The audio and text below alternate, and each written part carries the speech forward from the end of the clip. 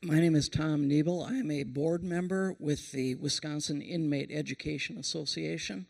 Our association started a little over 4 years ago when Secretary John Litcher, the Corrections Secretary of Wisconsin, took all the maximum security wardens in Wisconsin to see a program in Texas upon which we're modeled. The idea with the Inmate Education Association is that we provide a Bible and a psychology degree, fully accredited, behind the walls within the prison at Waupun. That's the institution we settled on. And when Secretary Litcher came back and brought it before Governor Walker, they said, we need to do this. Now, the only way you pull it off is to have an independent board, such as ourselves. You work with corrections, and then you also need to find an accrediting agency. In our situation, it's Trinity International University. But the way that this works in terms of church-state kind of issues is the program is open to anyone. They don't need to be Christian. And there's no proselytization or anything like that occurs, but the idea is not just to take people in prison and make them biblically literate or make them better men.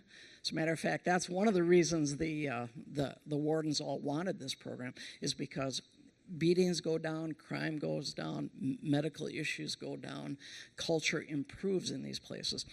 But that's not the idea behind what we're about. That in itself is helpful, but what we are doing is we are creating ministers, we are creating peer mentors who now are deployed across the system. In Texas, you have to be a lifer to be in the program. Louisiana, you need to be a lifer to be in the program. Wisconsin, we don't have that many lifers, but we put a 10-year cap that they need to have a sentence that's that long. So when they get their graduate degree, they are now deployed throughout the system to work and do the ministry of the gospel. About half of the students come in are not Christian. About 2/3 that graduate are. We just had our first graduating class in July. It was the first time in the history of Trinity International University that the 20 people who all graduated, first time in history that they had an entire class that graduated with honors. We also, it's awesome.